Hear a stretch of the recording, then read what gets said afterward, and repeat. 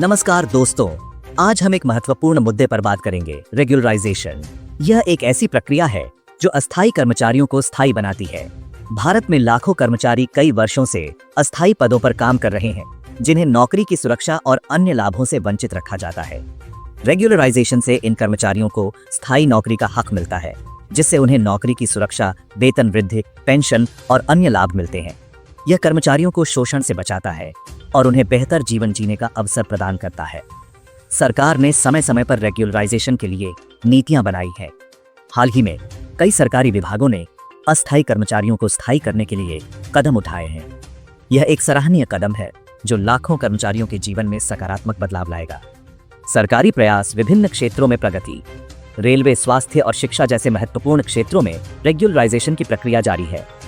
Railway ने हजारों कर्मचारियों को स्थायी किया है, जिससे उन्हें नौकरी की सुरक्षा और अन्य लाभ मिले हैं। स्वास्थ्य विभाग ने भी विशेष रूप से कोविड-19 महामारी के बाद अस्थायी कर्मचारियों जैसे नर्सों और वार्ड बॉय को स्थायी करने की मांग बढ़ी है।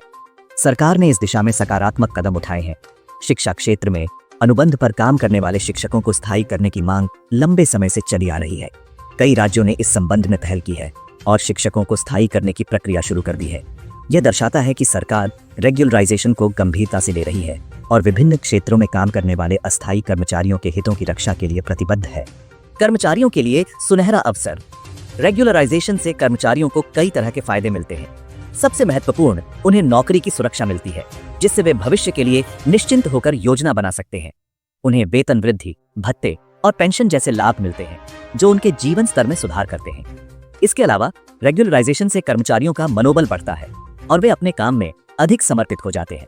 जब कर्मचारी जानते हैं कि उनकी नौकरी सुरक्षित है और उन्हें उचित वेतन और लाभ मिल रहे हैं, तो उनकी उत्पादकता में भी वृद्धि होती है। इससे संगठन को भी फायदा होता है।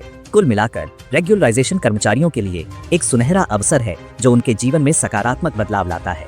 चुनौतियां और समाधान। हालांकि रेगुलराइजेशन एक सराहनीय कदम है, लेकिन इसके सामने कुछ चुनौतियां भी हैं। सबसे बड़ी चुनौती बजट की कमी है। लाखों कर्मचारियों को स्थायी करने के लिए सरकार को बड़ी धनराशि की आवश्यकता होगी। इसके अलावा रेगुलराइजेशन की प्रक्रिया में देरी भी एक समस्या है। कई मामलों में कर्मचारियों को रेगुलराइजेशन के लिए वर्षों तक इंतजार करना पड़ता है। सरकार को इन चुनौतियों का समाधान करने के लिए ठोस कदम उठाने की जरूरत है। बजट में रेगुलराइजेशन के लिए पर्याप्त धनराशि का आवंटन किया जाना चाहिए और प्रक्रिया को तेज और पारदर्शी बनाया जाना चाहिए। सरकार को ऐसी नीतियां बनानी चाहिए जो सभी के लिए न्यायसंगत हों और किसी भी तरह के भेदभाव को रोकें। दोस्तों, रेगुलराइजेशन एक महत्वपूर्ण मुद्दा है जो लाखों कर्मचारियों के जीवन को प्रभावित करता है। सरकार के प्रयास सराहनीय हैं, लेकिन अभी और बहुत कुछ करने की जरूरत है। आप इस बारे में क्या सोचते हैं? हमें कमेंट करके जरूर बताएं।